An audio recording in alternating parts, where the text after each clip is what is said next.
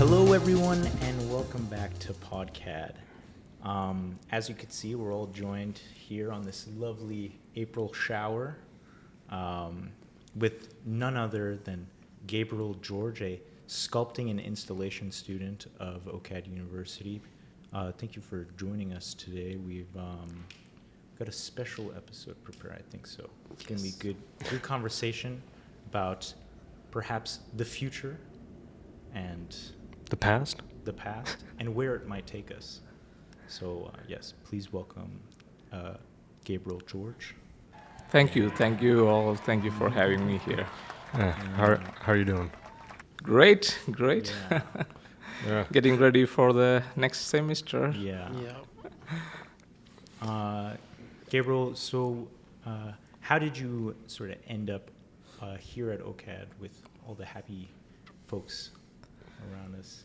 Yeah, so in 2015, when I moved to Canada from south part of India, it's a small state called Kerala. So when I moved here, I was looking for what I can. I was working back there in films, so initially I thought to join in film industry here, but when I moved here, it is completely new for me, right? Mm-hmm. I don't know any contacts, or I don't know any other people around in the industry. So, as my background, I have a little knowledge about this art and stuff. My father was also an artist.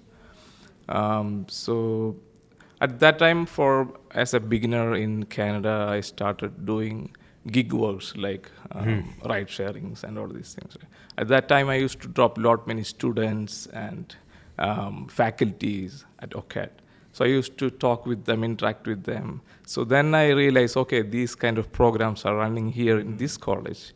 So that was my initial interest for joining OCAD. So then I go and research more about OCAD. Then I find like sculpture and installation program is there. So I already did one installation art back in India in 2015 as well, just moving before to Canada. So yeah, that was the start. And you also studied in India. You did a degree as well. Yes? Yeah, I did a graduation. I just completed the graduation in biomedical engineering. But after completing the course, I was completely not interested to work in the field. The industry? Yeah, so my complete interest was in art and design, all that area. Yeah. Mm-hmm. Would you say your time studying in biomechanical engineering sort of informed your art practice in any ways? Totally, yeah. Biomedical engineering is all about these MRI, CT machines and their mechanism, the process or the service, all that areas, right? So yeah, it's all about max for sure. So yeah, I got some kind of some interest was there for me in electronics. Maybe that makes me shift to the technology in my later on studies, right? So yeah, that helps me a little bit there. For sure. And have you, like, with any of your projects sort of explored sort of your previous studies in any way? Or are you kind of like on a new trajectory now that you're studying in sculpture and installation?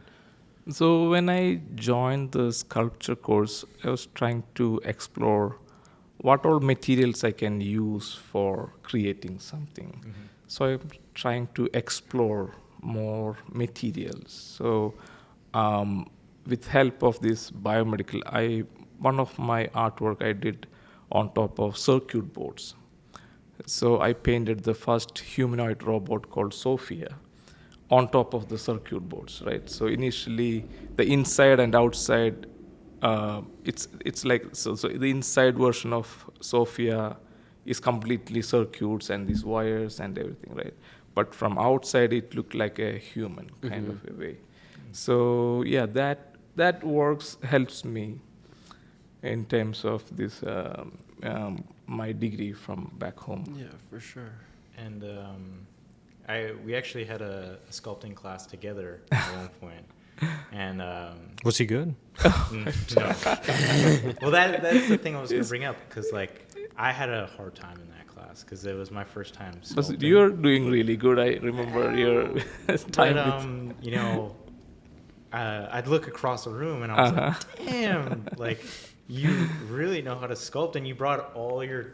You brought some tools, and you had told me that, you know, like you don't really need too many fancy tools. Like you had a fork at one point and like a butter knife, and like you can really make do with sort of less tools. And but I thought, you know, you joined the class the same day and like you had no sculpting background, so I'm like, I'm getting like wiped from the floor here, like I don't know what I'm doing.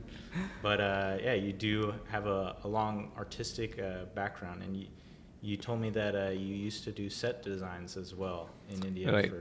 and some production work. And why don't you tell me a little more about that, what you enjoyed about doing that? Oh yeah, totally. So after my engineering degree, I started my career as a graphic designer. So I used to do post designing and all these things. At that time, I joined with a film publicity designer called Collins Leofield. So he was one of the leading designers in film towards south part of India. So I joined with him. I assist him for almost 3-4 months. But by that time, I got a independent project to do as a film publicity designer. So from there on, another 3 years going as a designer. I did almost 12 movies, luckily. Wow. So by that point, my interest was slightly changing. You know, I was sitting in a room or designing all these things for hours, like morning till evening. So I'm getting a little bored being in a space. So I want to break that. So one of my friend from film, he was a production designer. So I asked him, can I assist you in the films? So he said, oh yeah, why not? Yeah, come on. So then I started as an art assistant in the sets. So that gave me a different dimension to be in the sets, very active, interacting with people, learning about the process, all these things. So that really helps me to understand all these creating the sets, set design, materials, all that things. So like that, I work almost another 2-3 years. Yeah. So Is like set design and sort of the film industry something you'd be interested in exploring again after graduating? Or are you kind of like, nah, that's a chapter in my life that's done? Oh no, totally. Yeah. Even this year, last year, I took a year break from studies because there was one project from South India, one film project, which is filmed in UK and US. So the production designer, which I worked before with him, so he called me to assist in that project. So it was like That's cool. a good one. So I take a year break and joined that one and finish that one. So yeah, I always into films. Yeah. Is there any South Indian films we should keep our eye out for? Or? Yeah, totally. Now it's not like now it's getting global. Yeah. And it's now it's known like an Indian film.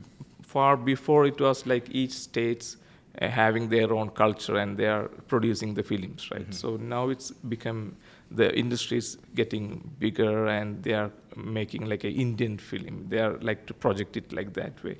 So it's like more homogenous. Yeah. It's dubbing in multiple languages. Okay. So yeah. It's really interesting. Yeah, they say Toronto's going to become a Hollywood North. Is that something you're looking forward to? Oh yeah, totally. Let's see. Yeah. You know? Yeah. You and my sister as well. She's gonna become big director. Director? Oh. Big director. Yes. That's cool. What are some sort of like things that inspire you when you're creating work now? Obviously, because you're creating like sculptural work that doesn't have to be for an intended purpose of being part of a set for a movie or something. Like, what are some of the sort of things that make you like want to create outside of having to do it for a job? You're talking about the set or my individual sculpture Sort of project? more your sculptural practice versus your set design. So the choice of materials really helps me. The film is about making things, unreal things, looks real, right? So that kind of shift is happening there. It's kind of magic happening behind the camera all the time, right? So visually pleasing. So I'm trying to make my works more connecting with people. There is no much area to think for the people. Like in a straight, it's talking directly to the audience. I'm trying to make it more pleasing way. Like maybe the element of happiness or joy will be there in some of my works. You can see. So yeah. Cool. You're also a painter. You're a very Yes. good painter. I remember seeing one of your works at a Asian Artist Collective show, like in the Great Hall.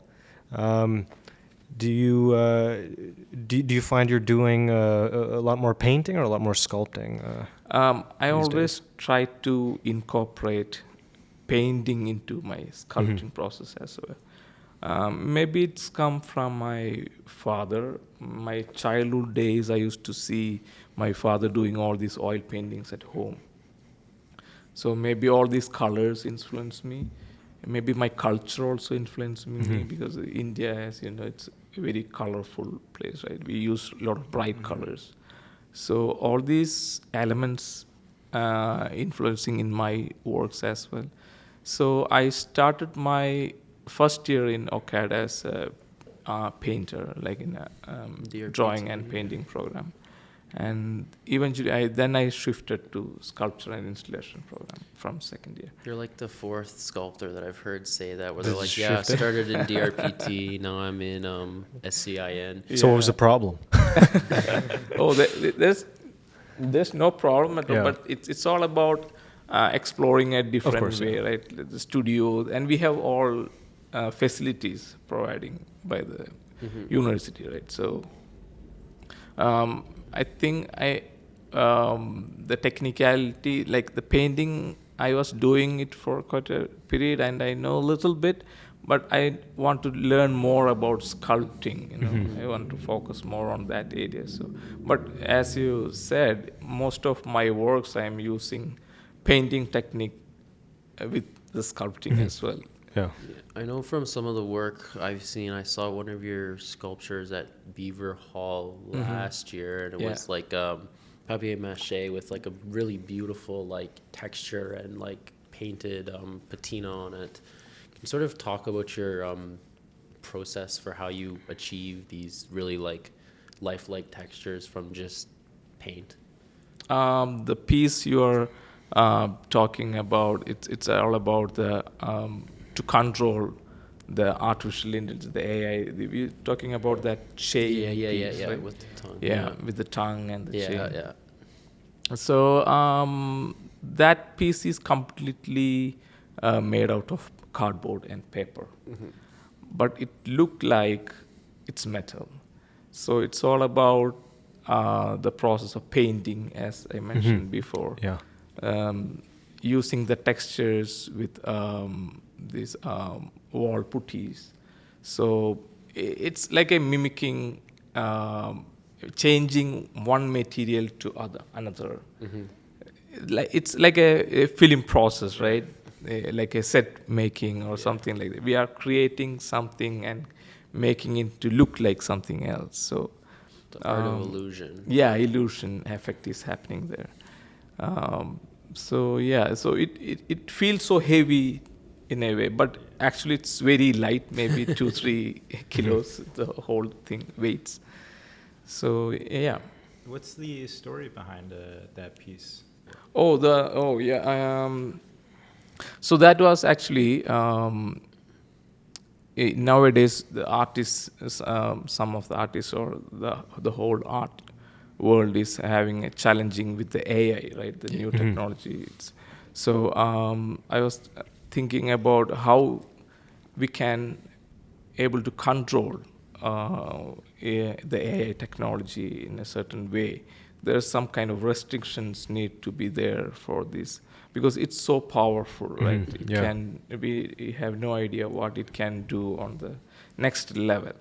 So now it's in a basic beginning stage. So I was thinking to have a control, need to have a proper control Yeah. in a good way to create something good with the AI. So in Bible it says like we need to, the tongue is the powerful weapon of the whole body. It can make war, right? So so there's a so I thought to control the small part like a tongue kind of a structure with a huge chain that gives the power. It shows like this small element is very powerful. If it breaks, it can be like a beast, you know. So you need to control the whole thing. So that Yeah. was the idea behind that piece, to control this tongue with a big chain. That was a good choice to the scale of the artwork too, Right. to like kind of blow up the size of that small element. Yeah. Yeah. Thank you.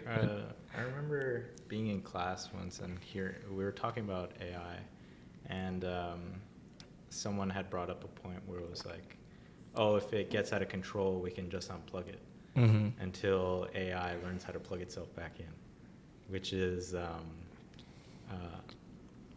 hopefully it doesn't get to that point where it seems uncontrollable. You know, that's the measure we're trying to prevent. And where do you maybe think, you know, who should be able to tell when is enough? Like, should it be the government? Should it be in the control of the companies, or should we say, you know, let them run free? We can, as an artist, in my perspective, we can use all these as a tool, you know. Even before Photoshop, for example, there was artists who were writing fonts or the letters with hands, right? Yeah. Then the Photoshop comes in. Even it helps to develop artists in a different way. So it's, for me, the AI is just a tool we can, but we are not supposed to depend on it. So there should be a control on these things. Like I think, as an artistic perspective, we can just use it as a tool, like to develop, to for sketching or some for getting some ideas or something like. But it's not a Do you think AI taking the form of robots, like ChatGPT or OpenAI, they developed a robot that can like pick up an apple and like tell you what's on the table, and which was a video I saw. But do you think that's going a little too far? Because from there it's a tool, yes, that maybe does your dishes, but you know, when does it stop? The technology is moving so fast, you know. Now the robots will be there joining with us maybe in another 5-6 years. It's already there, have right? A So robot cameraman. So, Elmer, count your days. so things are happening. We can program all these things in our own ways, right? Yeah. So I'm looking forward for everything to happen in a good way. Yeah, you know? yeah. There's, oh, sorry. You can go first. I was gonna say, like, there's that new Sora AI that can create videos Oh, wow, that look yeah. almost cinematic. Right. And you know, you mentioned like the beauty of like crafting set design like by hand and kind of tricking the eye. Do you think like some of that's going to be erased in the future because like we have access to this technology? Or is there going to be like a pendulum swing back where artists are going to resist and it won't erase anything. I don't think so, because what AI is, as far I know, it's collecting all the data which is available already there, Yeah. and it's giving something different to us in a different variations of it. But for the AI, it needs a data, right? Yes. So that data is creating by the artist or like the creators who are creating the works. So that original stuff, I don't think the AI can produce it. Yeah. That the original works will be always from humans, something new, innovative. Or AI can only manipulate Like source these, material. source It and still make it. needs something. Yeah, right? some variations it can give us. I'm interested too because you have a background in biomechanical engineering and stuff, and this sort of like cross lateral of like AI and stuff with like, technologies like Neuralink and stuff sort of becoming like, I mean, they just sort of finished the first official test on humans and it was successful as far as they know. What is your sort of like? Bro seems happy on stage. What is your like opinion on that, or like your sort of thought with that, and like how technology like that, like more like body enhancement and body modification, is gonna change, not only the world as a whole, but also like art. Yeah, totally. So even olden days before photography, the portraits were a big thing, right? So once the photography comes in place, then it's changes to something else. So the new era of paintings, the new styles involved, right? So the paintings, artists, and all these artworks are there from the beginning till now. It's keep on going. So when the AI comes in, maybe the style of artwork may change.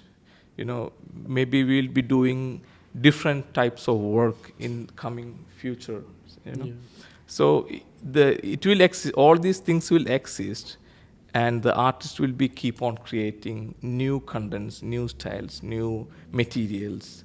Maybe the art styles will be changing, right? So it all helps in a way for the artist as well.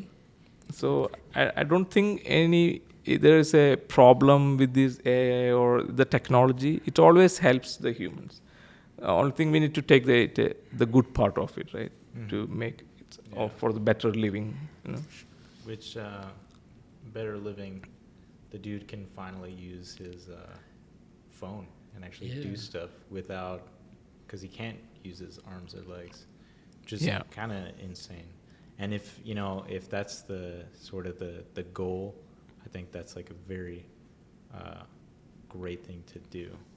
But as we all know, greed might Be very powerful. That's another part of it, right? if it works really good with someone who can't use their arms, with someone who can use their arms, I could be on my phone right now. Well, if you get the Neuralink light, then you're just gonna get like ads in your head, and you're designing them. What? You're gonna be designing them. Oh, great. Yeah, it's the future of advertising. No. So I did one of the work which I connected to your question before. So it was called the Future Passport. So before, it was really hard to create a face, and then we started to creating mask and faces which looks real in silicone and all these things, right? So before, it was like face recognition was one of the high technology thing. Yeah. And thumb impression was one time very high security thing for some period of time. Now all these things can be recreated, right, with the latest technology. So now it's changing to iris scan. So as of now, it says each iris is very unique. Each person's iris is very unique, and we can't able to recreate it. It's inside the eyes. Right? So even now, I think some of the countries start using iris scan for getting entry through the airports and all these things. All the biometrics. Yeah, it's like biometrics. fingerprints linked to your iris. Yeah, It's like yeah. two-factor authentication. Yeah, correct. So one work I did based on that one. So so we never know what's the future take us, but hopefully, let's see. I guess like as much as there's this sort of impending pressure from like AI and new technology coming and stuff, it also opens the door for like the material and like, you know, logical responses of artists too. And I'm interested for you how you think these new technologies will impact your career as a sculptor. Maybe I'll be using some new materials, right? There is always evolution of new materials using by the artist. I know a few artists which they are focusing into the materials which is using by NASA. So even in our sculpting studios, we use silicon, which is initially for the mold making, like bronze casting process. We are using a silicon, right? A slurry we use. So that is developed by NASA. So the, whatever high-end technology is creating, it's getting into the hands of artists as well, and artist is creating works with that type of materials. You know, so it's always fascinating to see new materials, new artworks, which is a different, maybe we can say modern, 21st century artwork maybe. Right. And I think I remember the eye sculpture you made was made in the same process where used cardboard and body filler as well. And then in the center, there's a camera that I thought was really cool to represent sort of the eye. And you also do projection mapping. Yeah. And how have you I guess translating projection mapping is, you'd have to have some digital background in working, and as you did making sort of posters, you found yourself turning it that way. I recently did projection mapping, and it's like, it's so hard to get right, to like fill the composition just right. And you don't really realize that, like, even if you're projecting black, light is still going through. Yeah. Kind of cool. It's about the measurements in projection mapping. The measurements are really play a big role. The size of the sculpture, the area of the projector, the angle of the projector, the length between the projector and the wall. Many things are there. So there is always a back and forth process for the projection. Before the final piece, there will be always trial and errors. Right. So the designing area really helps me with that project. And a little bit of editing too, like the video editing. So these two elements help me for that work, to do that projection mapping. Right. Actually, I guess a good follow-up question to that would be like, how does your like background in graphic design and stuff inform or assist you in your more like artistic or sculptural practice now? To create the sketches, to choose the color palettes, to make some miniature models with. So all these areas, I'm using these designing skills. So it really helps in a way to visualize what we are going to create. Before creating, we can have a visual image. Even in the sketching also, it works, right? But this is more easy way to see it in a realistic manner in computer, right? So, so there my designing skills a little bit help me. I guess like another follow-up question to that too would be like, what do you consider yourself? Like, what title do you like? Do you like being called an artist, a designer? I mean, the list goes on, Yeah, right. I'm being into few things. So I like to call myself, recognize as myself like a visual artist. Visual artist. Yeah, so where I can play with different mediums to create a work, right? So maybe I'll be using designing or I can sculpt, or I can do painting. So I'm not sticking to a particular thing as of now. In future, I'm not sure about it. But Yeah, yeah. as of now, I like to known as a visual artist. Visual Yeah, artist. have you ever sculpted anything with like organic material, like maybe Not algae, yet. No. something? No? I wish to. Maybe I need to know more about these Right. living organisms. Right? So- Yeah, yeah. What is your like favorite medium to practice within right now? Like, what are you really like? Yes, this is like what I like doing. I really love bronze as a material. It's precious. It's from the organic, like from the earth. Yeah. It's not organic, but Are you pouring or like the pouring like- technique. Yeah. It's take a huge process to reach there. It's like giving birth to a new baby, right? It's having a Yeah. feeling like that. We are carrying the piece for almost a long period of time, going through different process. So almost 16, 17 steps to reach, right?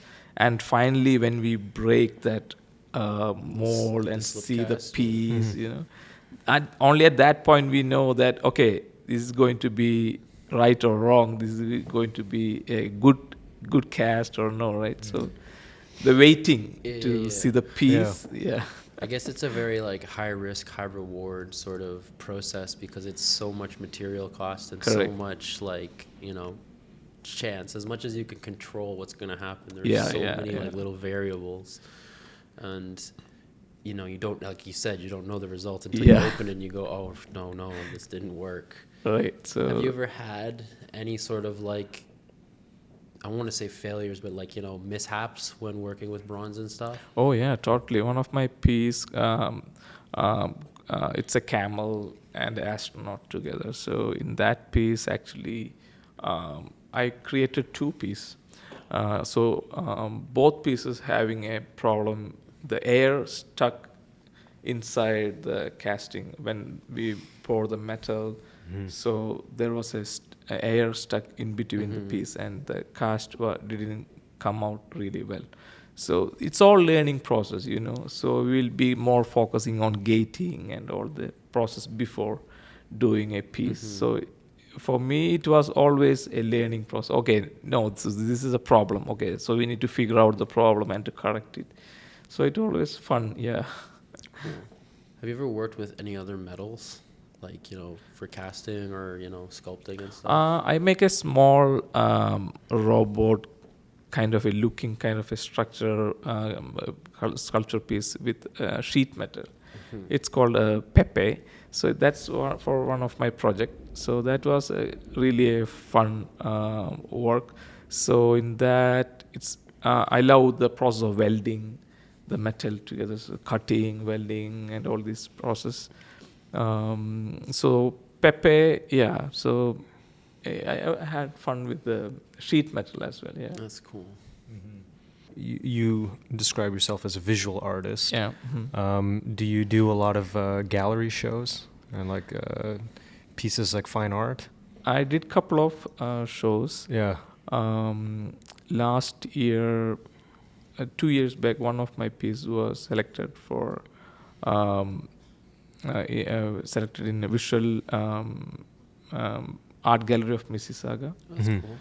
and a couple of other shows. Last year, I participated in Toronto Outdoor Art Fair, and yeah. How do you enjoy galleries? In the opening nights, there's a chance to interact with a lot of other artists, to see other artists' works, to interact with the people, what they want to tell about our piece, and the interactions happening in all these exhibitions, right? Yeah. So as an artist, it really helps me to get all these feedbacks, the viewers aspects. So it really helps me to think about my work, to create it much better. Yeah. And you also have some shows coming up as well, right? Yeah, one show coming up in Visual Arts Center in Mississauga. So the title of the show is Letter to the Future. So I'm exhibiting one of my sculpture piece there. And what day would you capture? It's coming in 2 weeks. 2 weeks. Yeah. Well, 2 weeks from now.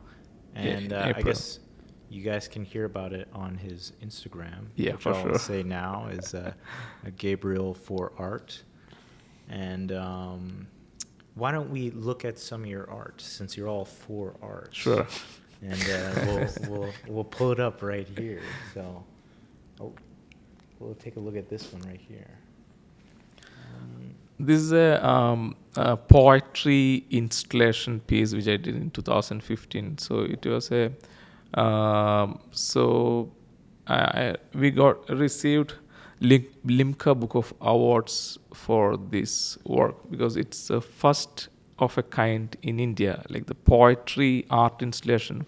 This is the first poetry art installation in India.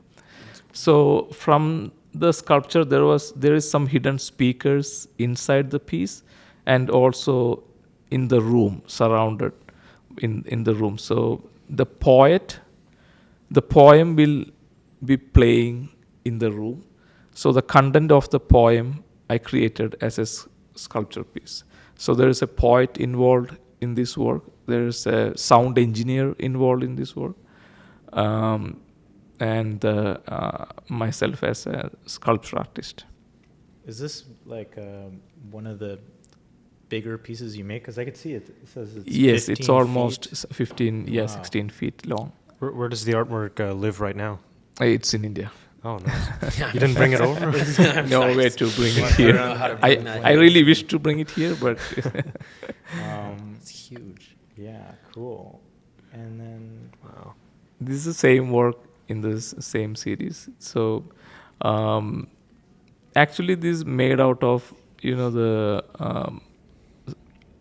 rubber type material which we use inside the shoes, the Oh, sole. okay, yeah, It's yeah. like a very soft material. Actually, it's made with that, but it's look like metal. Yes, Mhm. looks like Actually, all it's very welded lightweight. together. Yeah. Oh, yeah. I was gonna mention the first one looks like a really robust. Like it looks heavy. The first one is metal. The other the piece, the first one mic, is metal. that is metal, but the body is foam. Actually, And that the body part is of so foam. did you do Styrofoam. welding for this one here? Sorry, Did what was you weld this? Yeah, it's all well together. Yeah, and the other piece is completely soft foam. No, this one. Yeah. Yes.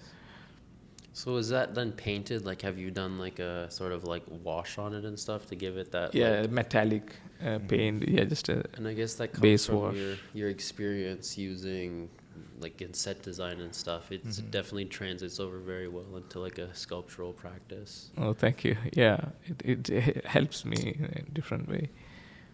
Did you have like a reference when you were sculpting this, or was this sort of more like just idea from the head and then forming it? It was a combine. Maybe we were like 3-4 people sitting together, like, with the director of the show and also with the poet, and so it was like a discussion how we need to have the piece. So I gave some sketches. So initially my idea is to keep it 2 separate pieces. Okay. So one piece can be hang in the air, right? So it can be sustained in the air. So that was one of my thought process for this one. When you told the curator, did he look at you crazy, like hanging in the air? Yeah, the people were look. Oh. Yeah, When 'cause they it get looks into like the hall, A really hard setup, to it's to get almost it all together. almost 13, 14, 15, 13 feet height. Wow. The first Oh, wow. top piece. And do you remember sort of how the idea sort of came to your head when you created this sculpture? It's the content of the poem is the key element of the sculpture. So it's all about poem called National Animal. So the content is all about the horse saying, I can be the national animal. So each country having different animals as a national animal, right? But as far I know, there is no country having horse as their national animal. But actually, horse were used in all the freedom fights and all these wars, right, by humans. But none of the countries having horse as a national animal. So the content of the poem, it's about that. So yeah. Cool. And I really love the painting on this one. What kind of sort of paints are you using for the almost stained glass look? So this piece is called The Precious Past. So the idea behind the piece is about the evolution of humans. As we know, the science says we all evolved from the apes, right? So I was thinking about where we start and where we reach now.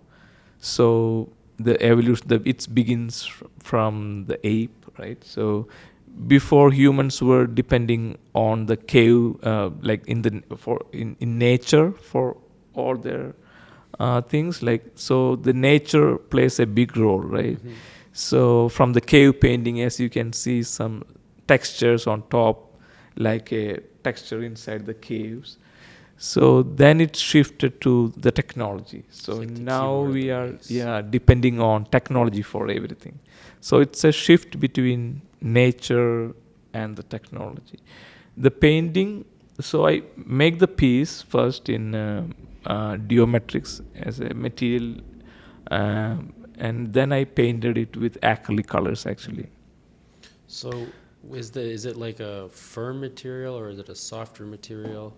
It's very solid but very lightweight. Okay. That's good about this material. So initially I need to make the whole thing in clay, and I also use found object for making the mold. So I use the keyboards and the mouse and all these things put together and create a silicone Like a mold. cast, Yeah, okay. cast from there, and then I cast it with geometrics. Right. So it's like a back and forth It's like process an in-out happening. process. Damn. You did a really good job disguising sort of the technology. It's all, like it very much fits all into one Oh yeah. space. Yeah. Thank Yeah, you. like the mice almost look like beetles. Oh, or yeah. like And, the or wings of a fruit, bug. yeah. Yeah. Yeah, that's the Egyptian culture plays a big role in our art movements, right? So, in between that structure I given, that's adapted from the Egyptian culture. So that's where I color the mouse as the colors of the beetles. And then I guess for the ape's face, that was like originally sculpted in clay and then cast too, or was it the detail and stuff added, like all the texture and lines after? It was the detail I added on top of the plaster of Paris cast. Okay. So I was carving this plaster of Paris face and adding all that details, and that added to the mold making process with the silicone. So it's a single cast in silicone. You didn't cast a live ape?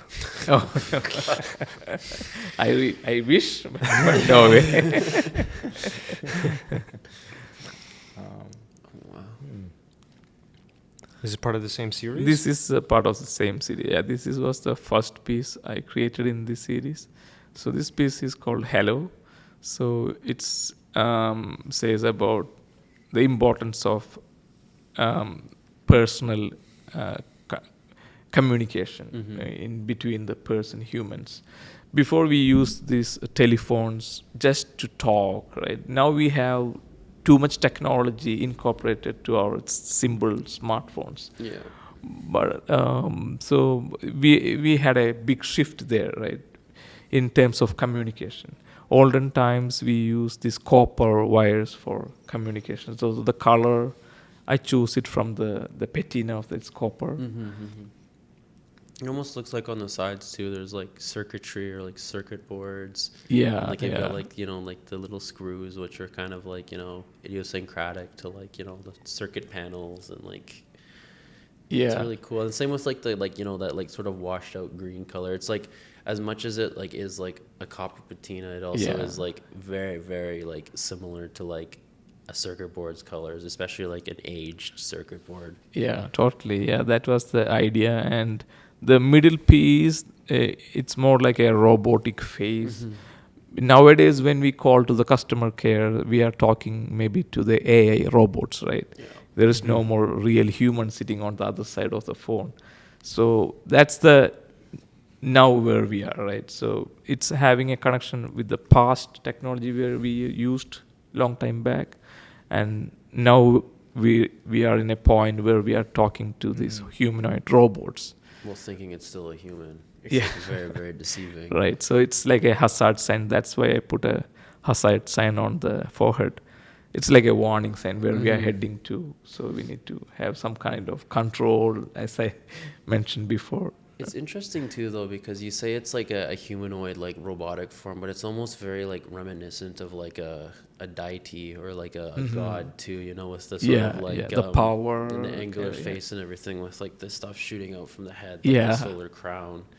It's like it has like a corona around it. It's very fascinating because it kind of reads as like either, right? It could be like ancient like deity worship, or it could be this sort of like humanoid AI. It's somewhere in between, right? Yeah. We can't say predict like it's from the past or it's from the future. It's somewhere in between. Nice. Ah, yes. The tongue. That's The the tongue, yeah. The tongue.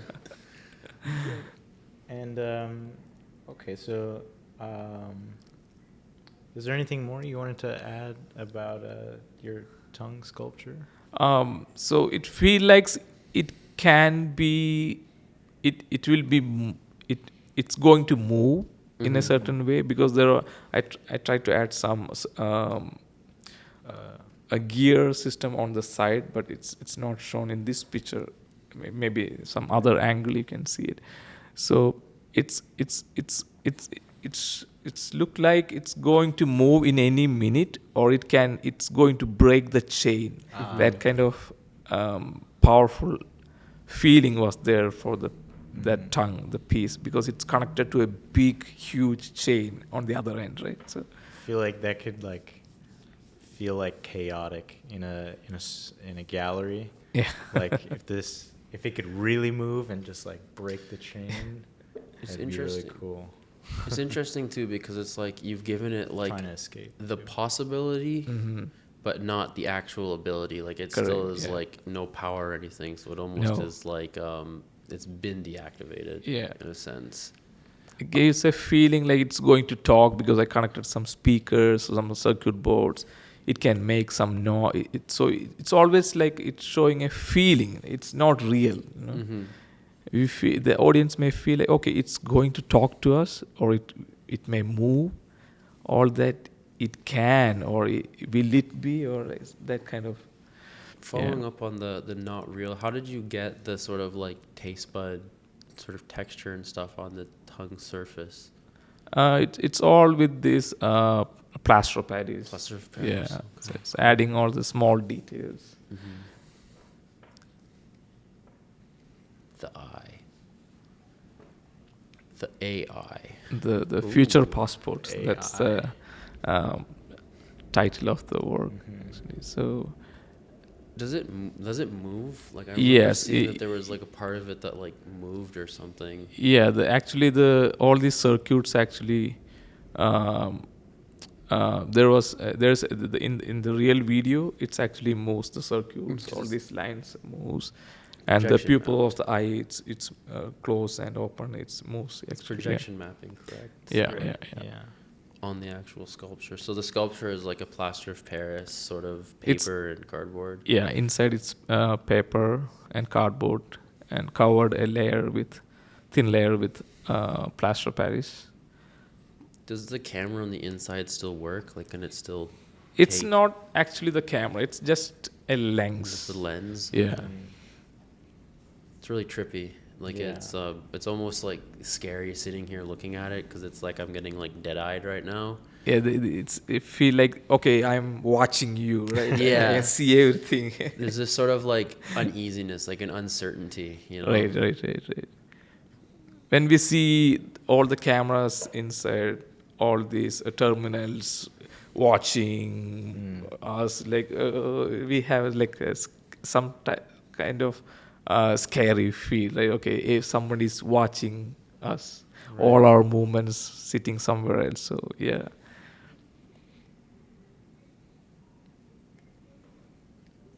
And wow, so it's really three-dimensional in the way you made it. And did you choose to make it white, as in to sort of like blend into the wall or of the gallery? It really helps for Or catching all the colors the from the mapping. projection. Like Yeah. if I painted it some other color, Right.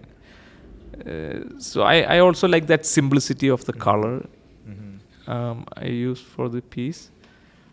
Just two colors, right? Just the blue and the white. So There's something interesting about it being only one eye too, because generally like eyes come in like pairs, so it being just one is like way more reminiscent of like observation, you know? yeah. It has this sort of like it's surveilling. It's not like, you know, it's like an eye up to a peephole or something.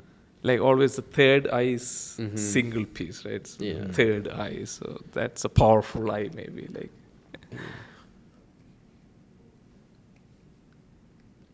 That's a The man real himself. piece.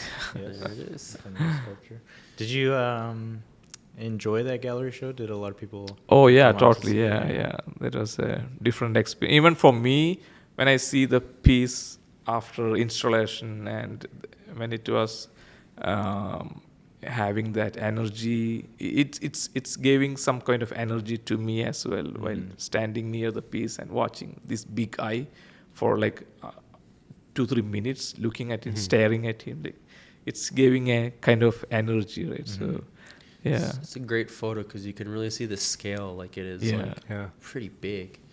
And it has lovely texture on it too. Oh, thank you. It's sitting in my living room now. I was about Just to ask, beside yeah.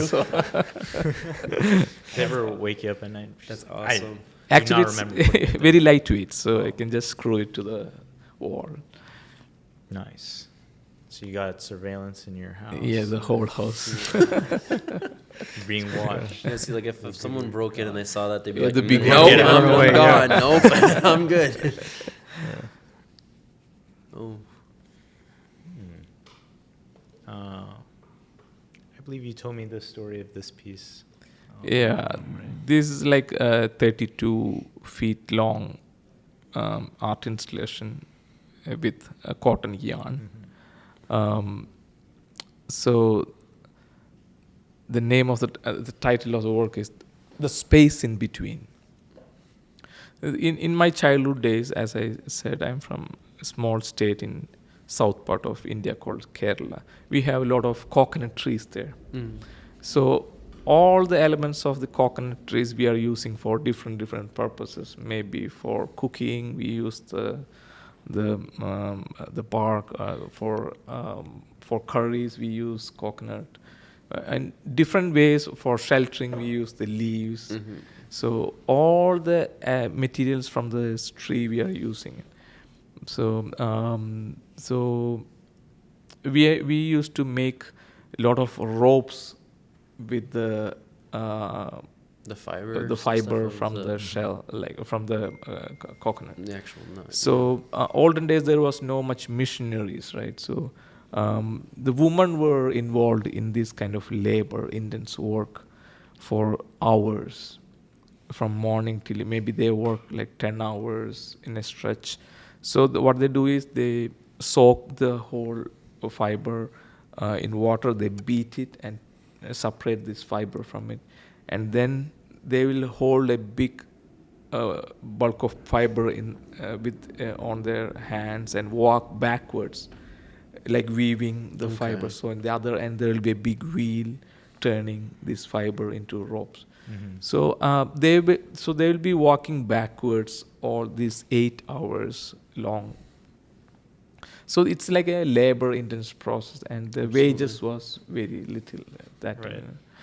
So this strikes me.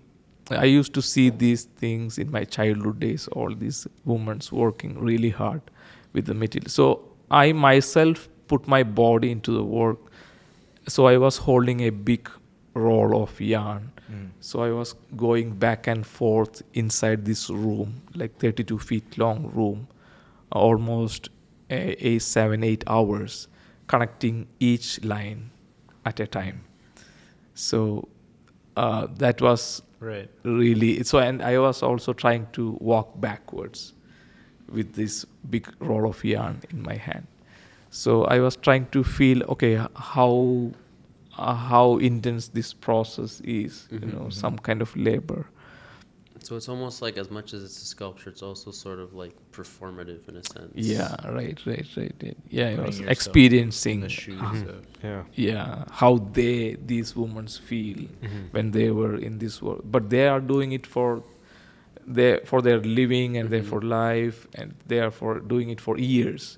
Right. So when I experience it for 8 hours, I can feel that pain. Oh my God, this is not easy. How is it installed in the gallery? Is it like wall to wall, or is Yeah, it? it's stapled. Each line is stapled to the wall. Okay.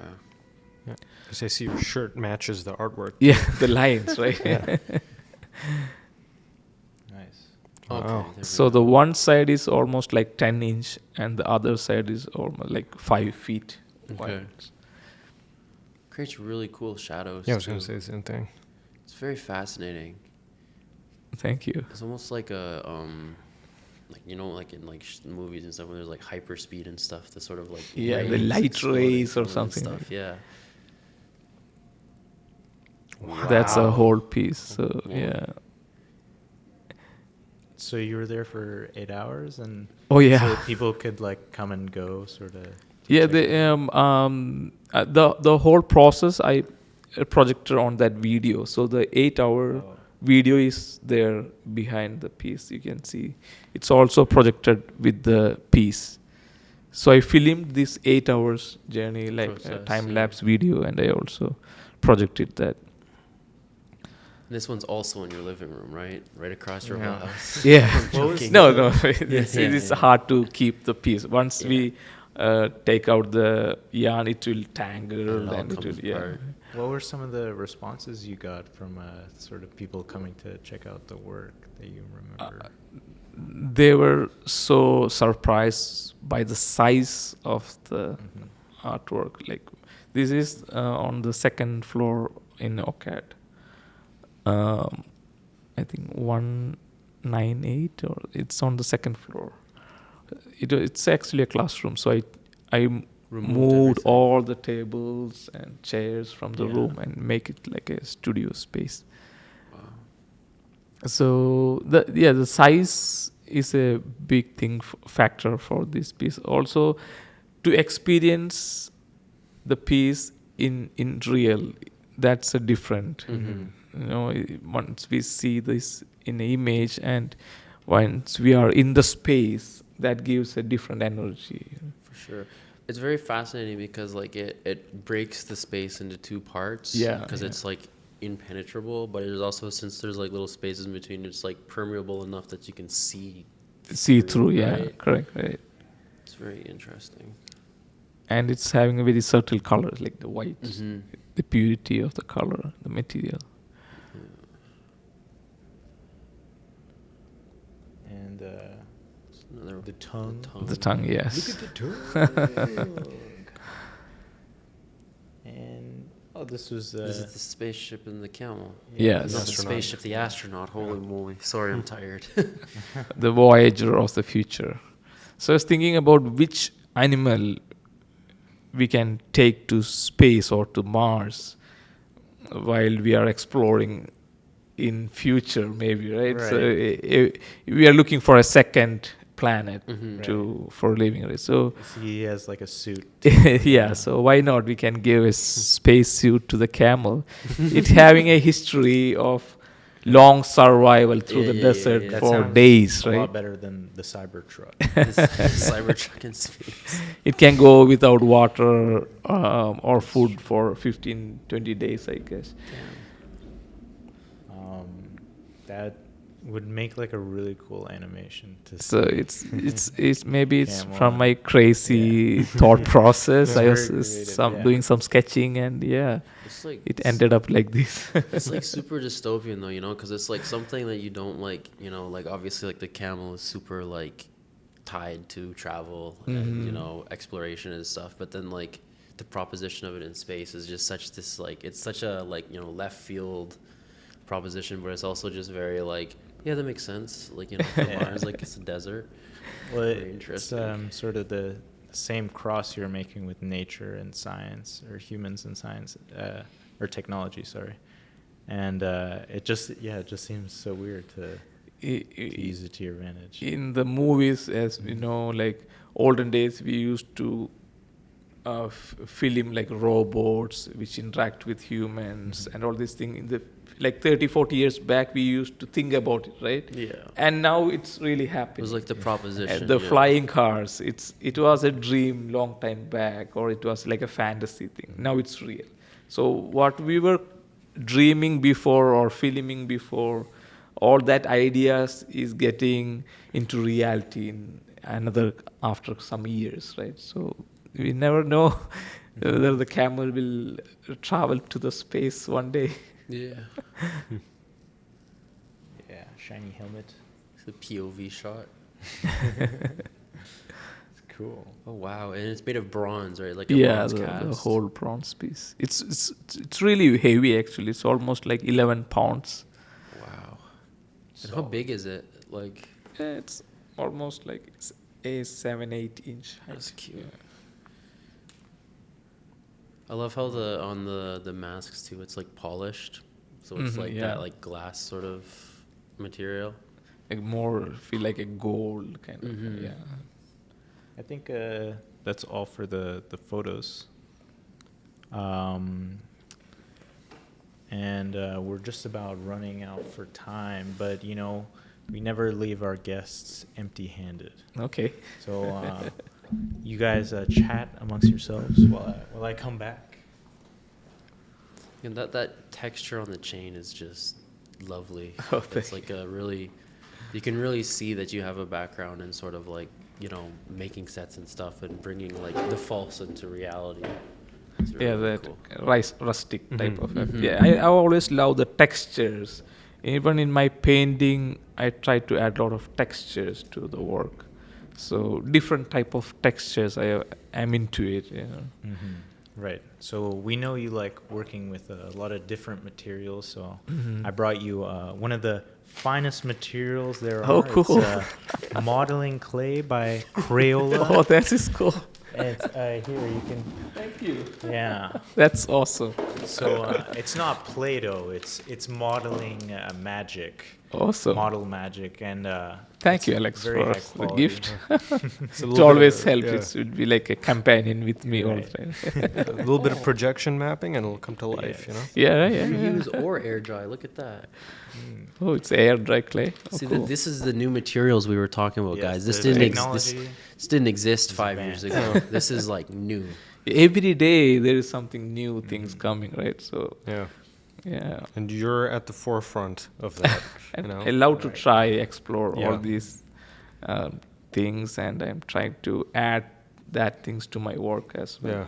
Before we go though, is there anything that you'd like to plug? Any upcoming anything? Yeah, so most of my works is uploaded in my Instagram. It's Gabriel for Art, Right. number 4.